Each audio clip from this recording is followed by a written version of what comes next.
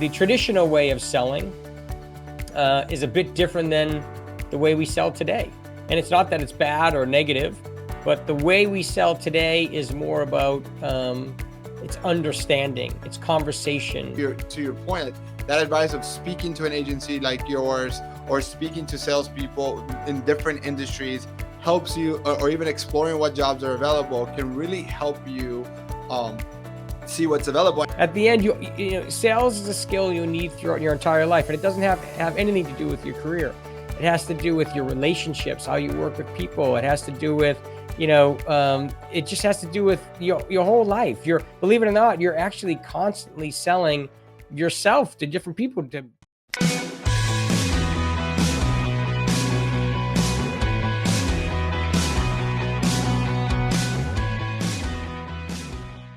All right, welcome back to this episode of the How to Get a Job podcast. Today we'll be talking about all things sales career. It's interesting because sales is something that not many people grow up wanting to say, hey, I want to be a professional salesperson when I grow up. But in fact, over 60% of even people that graduate college end up in some sort of a sales role. So it's important to understand what is this beautiful career has available to you, because odds are, if you're listening to this, either you've been in sales or you will do some sort of sales inside of your career. And to talk about all the different avenues that you can have in this particular industry, I have an amazing guest. I have Dan Fantasia. He is the CEO of Treeline, and they are the country's top sales recruiting firm. They've been in business for over 20 years, and Dan has graciously accepted to be on the podcast. So Dan, thank you so much for doing this. Dan, thanks for having me. I appreciate being here. Thank you for the invite. Dan, I am super excited about this conversation. Thanks for even giving me the freedom to ask you any question regarding the sales industry. I want to share with you a little bit about my background in sales, not my whole background. I don't want to bore you to death or the audience to death, but something that really stuck out, and it's when I realized that sales was important.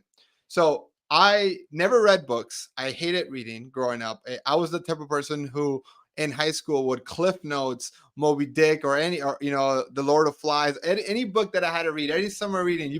I bet you I found a way to pass the test without reading the book. And I remember someone telling me that if you read one book, if you read 2 books a month, in 5 years, you would be in the top 0.5% of any industry. And so I said, okay, I'm going to go read. Instead of reading, I'm going to go listen to them. So I went to the local library and I enrolled in, I think it was Zig Ziglar called Automobile University.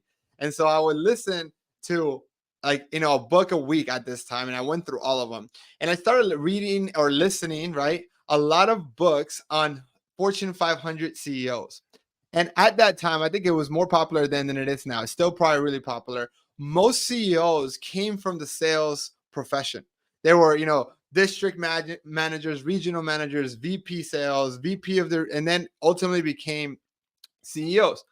And it's interesting because fast forward, I went into college. I'm in the College of Business, and I went to the University of Central Florida. And in the University of Central Florida, they had this thing called the Professional Selling Program. And what I found really interesting is that this program was super hard to get into. Only 30 people can get into a year. Is that everyone who were in that program not only graduated with a job, but graduated with multiple job offers. And we're not just talking about little companies. We're talking about Google. We're talking about medical device sales. We're talking about financial service companies like Edward Jones, Northwestern Mutual. We're talking about every type of big companies. They're trying to recruit their students. And I remember having a lot of sales guest speakers that were all sales professionals. Anything you can think of, Cintas, billboards, all copy sales people, right? Always say that, in sales, everyone ends up in sales. Like statistically speaking, 60% plus people end up in sales. I think that number is probably even higher now. And so it's a really interesting, but I remember my fellow students will always have a negative condensation of what sales, like negative feelings of what sale is. We think of sales as a used car salesman. So with all that being said, I've come to appreciate sales, fell in love with sales, majored and graduated with the sales. My first 6 years in corporate America was in B2B sales, right? So I started, by the time I left corporate America, I was managing over $100 million in sales covering 1/4 of the United States and managing their relationship with Target, CVS, and Walgreens for Frito Lay, right? And to me, I just don't see why. Is there any other industry or profession that gives you what sales gives you, which is freedom, earning potential, and growth potential? But that's just me. Maybe I'm unbiased. Would love to hear your thoughts, and maybe we could dive into how to get started and everything else. I mean, I think you hit the nail on the head. Um, the perception of the sales profession is typically negative. And the reason why it's negative is because at some point in your life, you have had an experience where a salesperson has tried to sell or hard close you on a solution or product that you're not sure you need, or that the whole interaction and conversation is just uncomfortable. And so the first thing you think is, I just, sales is sleazy, and I don't want to be part of it. And you mentioned like Zig Ziglar and Brian Tracy, and I'm not saying they're sleazy. I'm saying the old, or the traditional way of selling is a bit different than the way we sell today. And it's not that it's bad or negative, but the way we sell today is more about it's understanding, it's conversations, it's working with your buyer to understand their needs, and then give them data and information to make a good buying decision, whether it's with your product or service or not.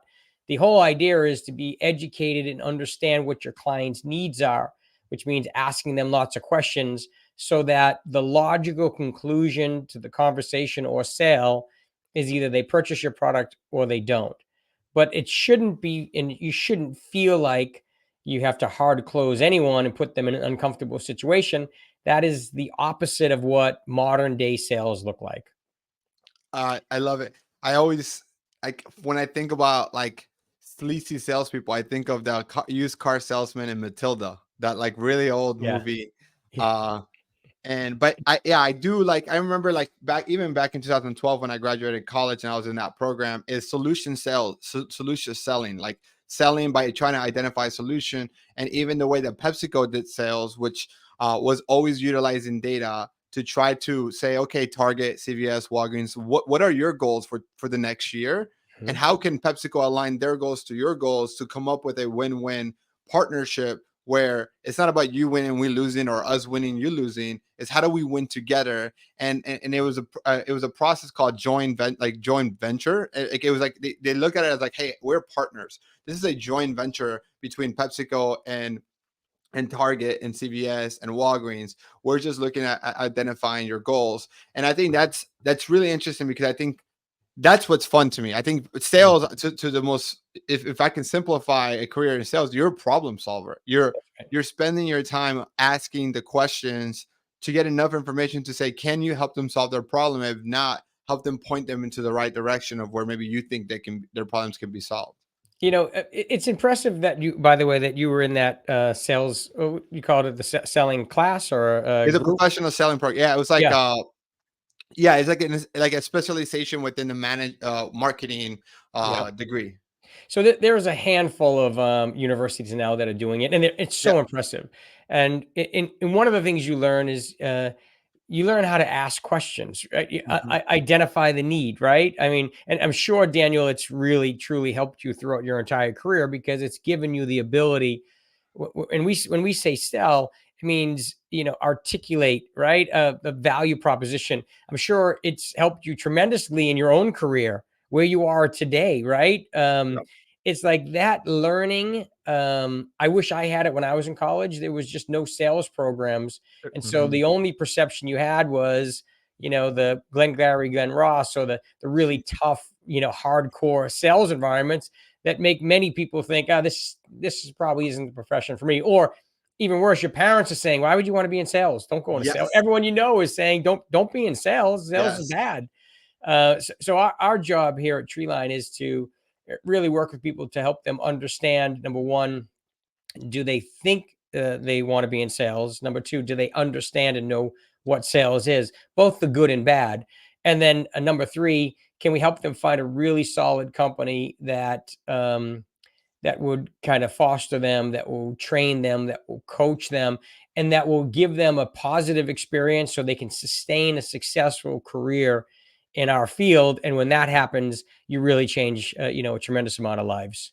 Yeah, no, I love everything that you're sharing there for sure.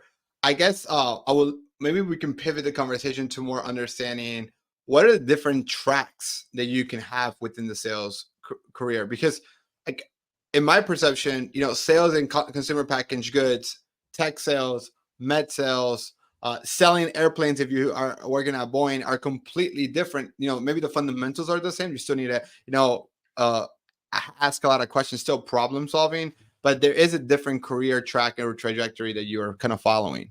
Yeah, you're so right. I would, at a high level, I would consider it, and there's a lot of different sales options, but I would consider it first B2B and B2C sales. Mm, We really represent business to business sales. It's different than selling to consumer. It's selling to businesses. It's not selling retail. It's not selling to homeowners or individuals. It's selling B2B. So when you look at those two different sales models, the B2B side tends to be substantially more lucrative, and there is a lot of opportunity out there. Under the B2B umbrella, then you have tech and software companies. So you have hardware, you have software, you have med device, you have pharmaceutical, you have professional services. I mean, there's a million different directions you can go. Inside the B2B kind of, let's call it the tech space, or the let's just say the generic sales path. Usually the way people get started is they get started in a business development or sales development role. That's an entry level sales role, where really what you're learning is you're learning about the products, you're learning about messaging, you're learning how to find and qualify prospects, you're learning how to set up meetings, and you're learning the business in general. You're in your early stages and trying to figure out how to acclimate to a professional selling environment, or just a professional environment in general. From there, what typically happens is you move from setting up meetings to becoming like an inside sales representative. And in that instance, you are looking for and prospecting for your own business, but you're now having BDRs, the job you used to be in, helping you do just that. The difference is now you're usually working on in the SMB, or the small medium sized business segment, and you're now learning how to sell. So now you have a quota and a goal, and you're learning how to find net new business, present to them, and offer a solution and a close. As you move through your inside sales type of role, and as you move up the ladder, you go to more of might be a hybrid role, where you're selling to the mid-size, or maybe you call it a mid account executive, where you're selling to larger organizations. And then you become a senior level account exec, where you're selling to bigger companies, and then an enterprise account executive.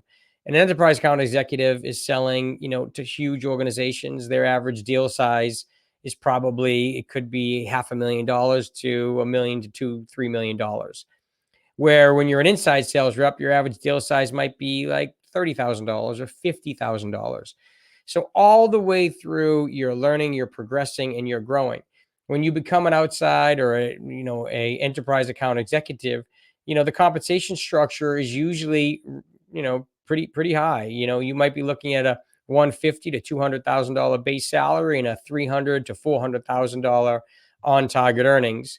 So you could look at a W-2 again in that $300,000 to $400,000 range, as you move yourself up in basically in your career path.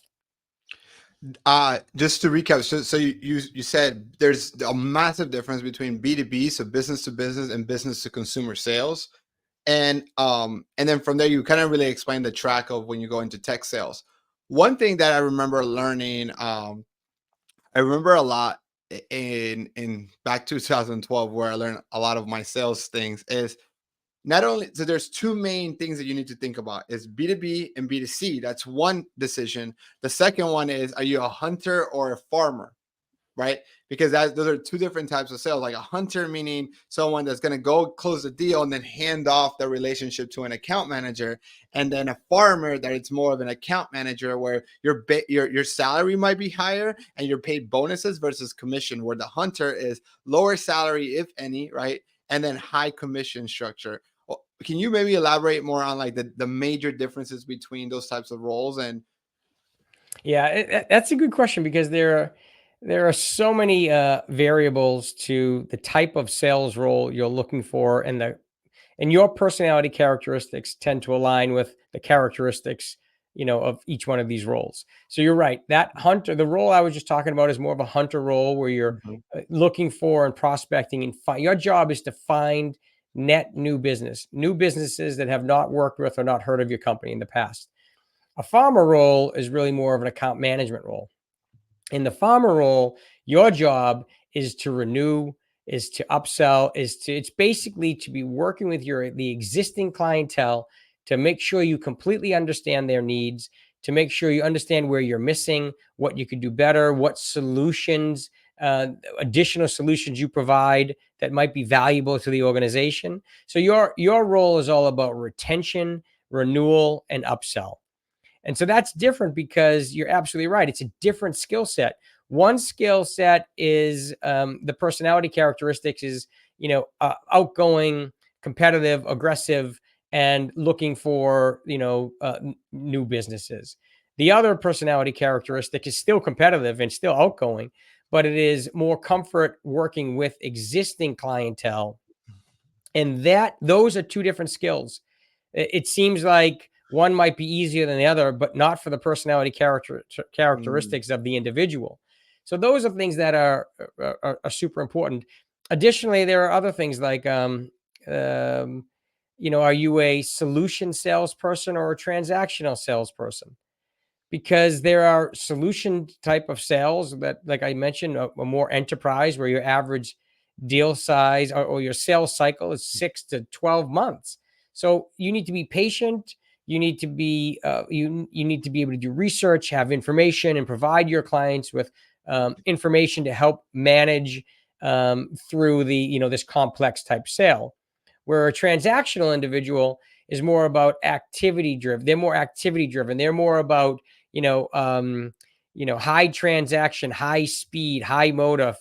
They're moving all the time. They're looking for smaller businesses potentially, but they're comfortable finding new companies and closing, deals within 30 to 60 or 90 days. Those two personality types, again, they don't usually transition well. So if you take a strategic salesperson, you try to put them into a transactional sales environment, they won't make it. The reason why they won't make it is because they're not used to the high volume transactional environment.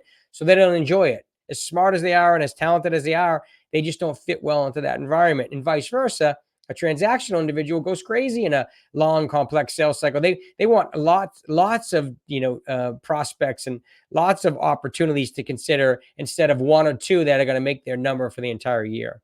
yeah, love it. So hunters, farmers, strategic as opposed to transactional, it's all things that you really want to identify as you're searching for new opportunities to make sure you find the right fit. Dan, let's kind of talk a little bit more about what does it look like to get into the sales. So maybe the person listening to this saying, okay, Dan, Daniel, you guys sold me on the idea of going into sales. But what's your advice? Where do you get started? Well, how do you know which is the best industry? Like, where do you suggest getting the ball, like thinking through this? Yeah, the first thing is you can always go to a search firm like ours. There's no cost, of course. You can work with us you can get as much free advice as you want. But you can talk to a search firm like ours that give you options and directions and help educate you on the market. But you can also do it on your own. So one of the things that I would recommend, Dan, is I would start looking and researching and finding what jobs are out there, what's posted. Go on whatever job board, your favorite job board, or go on LinkedIn and do a quick search on sales, or do some more research. As you find companies that are posting jobs, read through what is the job title, and then what is the job description. And so look at a couple of roles that are a business development rep role or a sales development rep role, and start looking at these different roles to figure out what the job responsibilities are, and do you think you'd be interested in them? Right? Look at account management roles. Like look at channel roles. I mean, look at all these different roles so you understand what the different responsibilities are. That is a great way to get started. It's a great way to do research just to figure out where you think you might fit. You can also talk to people that are in sales. Now, the only downside talking about people in sales is they usually only have one experience. They're in an industry, they've been doing it for, however long, and that's the only perspective they see. So it's hard to see what the variety of options are in industries that you could consider when you're talking to one individual, because their experience could be significantly different than your experience. And Yeah. that's why I was mentioning, definitely check out job boards and feel free to call companies like ours, because it's nice to have a different opinion on a wide variety of kind of options. Yeah, I think my fear, if I go back, my fear is always like you don't know what you don't know, right? Hmm. Like I think about uh knowing what I know now. If I go back in time in 2012 when I graduated college, I don't know that I would have started if I wanted to really build a career in sales, that I would have started in a consumer packaged good company. Now, Hmm. they're a great organization, but if I would have spent those 6 years at a tech company or in medical sales, I would have could have dramatically increased my earning potential, or even at a tech company, not only increase my earning potential, but also increase my knowledge. There'll be more transferable skills to what I'm doing today, right? And I think that's. I also didn't even have a clue of how much you can really make in medical sales or even tech sales. And a lot of the companies recruiting were B2C, a financial services company, or if they were B2B, it was more account management. And I think I felt like I was missing. I think that to your point, that advice of speaking to an agency like yours or speaking to salespeople in different industries helps you, or even exploring what jobs are available can really help you um, see what's available. And I think that also thinking through this more, I think about my wife who is graduated with a finance degree, has been working at Bank of New York for a long time. She wanted to go to a more client facing role, so she became a like VP of customer relationships. She's an account manager, right? And she's now in sales. It's even funny because I think she was one of the ones who criticized me for going Yeah. into sales when I was at college. She's like, "What are you doing? You're going to college to not go to sales." I'm like, "What? No." Yeah, it's so true. It's amazing how many people fall into sales. At the end, sales is a skill you need throughout your entire life, and it doesn't have anything to do with your career. It has to do with your relationships, how you work with people. It has to do with, it just has to do with your whole life. Believe it or not, you're actually constantly selling yourself to different people, to have friends or boyfriend, girlfriend. I mean, you are, whether you like it or not, people will always need to be experts in sales because you're doing it whether you think you are or you don't. Mhm. So, and by the way, one more piece, one more thing, Dan. It's never too late. If you get a foundation in sales and you're doing, packaged goods for 2 or 3 years, it is still a really good foundation. It's never too late to pivot or change or advance your career. So, one thing I would always say is, when you do get those years of experience under your belt, it doesn't mean you can't pivot to technology or medical or device or pharma.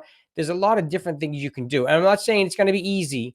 And, you may have to make some sacrifices from maybe a base salary, whatever. I'm sure there could be some sacrifices, but it's never too late. What you've accomplished in your career to this date is valuable. And you could take advantage of it and pivot in your career at any time.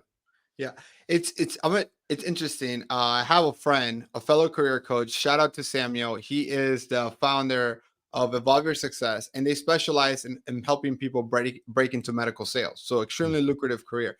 And what's really interesting is that most of his clients are two main profiles. They're either ex-teachers or teachers who want to break into medical sales, or nurses who want to break into medical sales. And what he was explaining to me, I think it was in a previous podcast, or maybe it was just a conversation. He was saying to be successful in medical sales, there's two main things that you need to have. You need to know the science or the product, which nurses understand the science, understands all of that side of it. But then they need to, and the second one is teaching. More than persuading a doctor to use the drug, it's about educating the doctor on the new technology or the new medicine or the trials that are going on. And so a teacher already has the background in teaching and education. They just need to learn the science, and the nurse already knows the science, and they just need to learn the teaching side of it. And so medical sales companies look for those two things. And I found that super interesting because there's a lot of transferable skills that that you don't even know you possess, and depending on that industry, that could be a really really great transition into sales. Yeah, it's so true. I can't tell you how many times or we as a team, one of our recruiters, we meet an individual and they're trying to figure out if they want to be in sales or they are in sales and they're trying to make a transition. And many times they overlook or underestimate their skills and their ability and the things that they take most, the things that are mostly taken for granted are actually some of their biggest strengths. And until you have that conversation and sit down and meet with them and understand their story and then help them tell that story, it's hard to understand what they're a good fit for, because many times a resume just doesn't show how strong they really are and what things they've done in their background that we can leverage to get their foot in the door in their next career step. Yeah. Dan, one last question before we wrap it up. Is there common themes that you see from a good salesperson to a great salesperson? Is there some maybe like grit, determined? Like I don't want to put words into your mouth. What are some of the things that you're identified that make, like, if you have those qualities, odds are you're gonna be really good in this profession. Yeah, I think the research we've done and what we found is that um, the best sales professionals, they're workers. And what I mean by that, whether they like the work itself or not, what it is they are committed to their work, and that means that they hold themselves accountable, right? So, whatever activity is required for them to be successful or to get the job done, they hold themselves accountable. They set their goals and they meet those goals on a daily, weekly, monthly, quarterly, yearly basis.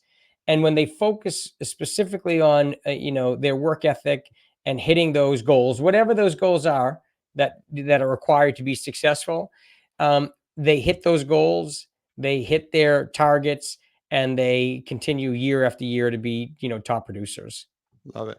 Dan, if somebody listening to this podcast is either in sales or wants to break into sales even further and wants to, you said something about the advantages of working with an agency that might have a broader picture of the market, can help you identify what industry, what roles are better for you. What is the best way to learn more about you or in your company as well? Yeah, I mean, if you want, you could go to treelineinc.com. If you're trying to get into sales and you want to see what some sales roles look like, just check out our job page. And if you're interested, just fill out a contact us form and we'll reach out to you right away. Or you can go to LinkedIn. My LinkedIn profile is, Dan Fantasia. Connect with me on LinkedIn. Send me a message directly on LinkedIn. I'll get back to you. I'll give you advice. I'll help you out however I possibly can. Dan, I appreciate you sharing your valuable time with us, your experience with us. I'm going to go ahead and put the link to your company's website, treelineinc.com, and particularly your LinkedIn page. For all of you that are listening, if you find value in this, don't forget to like and subscribe. If you know someone that struggling, maybe not understanding what to do next to their career, and you think they need to hear this, don't forget to share this episode with them. That is the best way to grow any podcast, is by sharing. There's no viral algorithm in the podcasting world. So we appreciate your support. Thank you again so much for listening, and I'll catch you guys in the next episode. Bye.